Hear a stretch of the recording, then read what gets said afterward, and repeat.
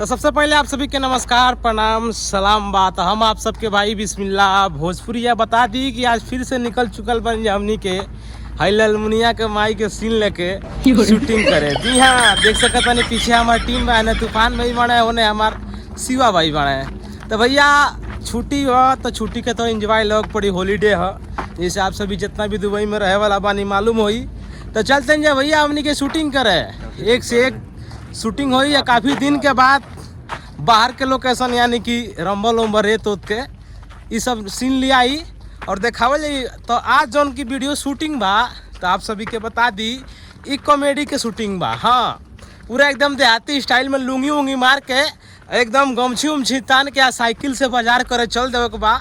आ मौसा मौसी वाला शूटिंग बा तो वीडियो बहुत मज़ेदार होके वाला बा भाई। तो ब्लॉग के पूरा देखिए लो और ये पूरा फुल वीडियो जो हमनी के शूटिंग करे जाते नहीं जा यही चैनल बीडी कॉमेडी दुबई पर ही आई।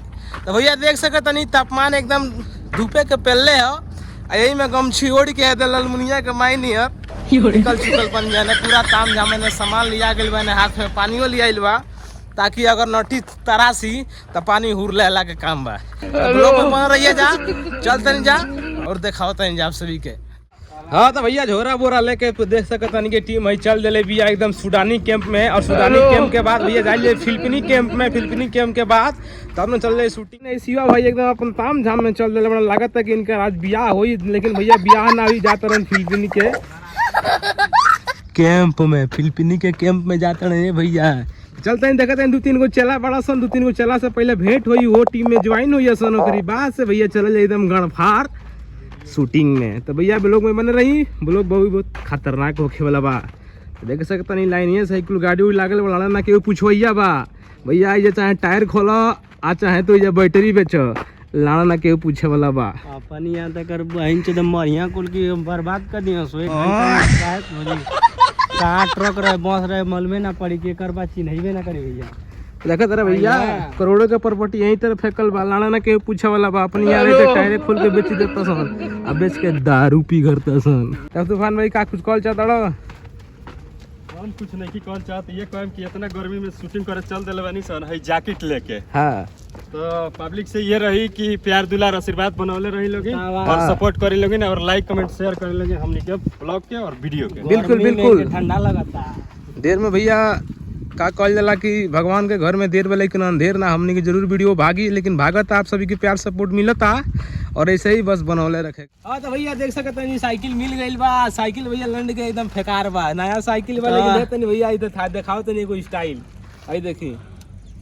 हाँ करीब और डिले है कर एकदम पूरा 90 डिग्री में घूम जाता। हाँ तो वो कैंडल घूम जाएगी। अब चलते हैं एकदम गणफार वीडियो करे एकदम ब्लॉग में बना रहे के बाद दूर तोरा वो इंच देते हैं कि एक्सीडेंट मार दी। हाँ तो भाई लोग आप फाइनली देख सकता नहीं पूरा टीम इकट्ठा हो चुकल बा। पीछे देख सकता नहीं साइकिल वाइकिल लेके एकदम देसी अंदाज में ताम झाम सगरी है ना, पैंट वोट पूरा खुटिया रहल बना तूफानी भाई और है ना पूरा टीम हमार देख सकता नहीं कि मौजूद बा। है ना बड़ा कुंज बिहारी भाई, है ना अमित भाई, है ना बड़े गणेश भाई, है ना बड़े हमार तूफान ताल का, है ना बड़ा शिवा भाई। तो यानी कि पूरा टीम एकदम मौजूद बा। अब चलत तन सेटअप गेटअप तैयार करे और देखत तनी आप सबके दिखाई कि कैसे हमनी के वीडियो शूटिंग होला और काफी मजेदार भाई लोग ब्लॉग होके वाला बा। तो ब्लॉग बने रहिए जा, देख सकते चारों तरफ एकदम रेते रेत बा, एकदम चारों तरफ रंबल रंबल बा। और भैया ये सब दुबई के इंजॉयमेंट अगर रियल में कही तो हमनिए के करते हैं भाई। बहुत लोग बा ते रुमई में खाता, रुमई में सूत जाता, कहता का करे जाइए हम घरे बड़ा दूर बा, देखता नहीं हो बड़ा दूर, लेकिन आइल बन जा रंबल में चारों तरफ रंबल लगता, यही में हुई शूटिंग। तो आप सब ब्लॉग में बन रही, ब्लॉग बहुत ही इंटरेस्टिंग होके वाला बा और दिखाए में आप सभी के कैसे हमनी के शूटिंग करे नहीं जाए दुबई में। रोम रोम भाइयों, शाबाश बेटा, खत्म।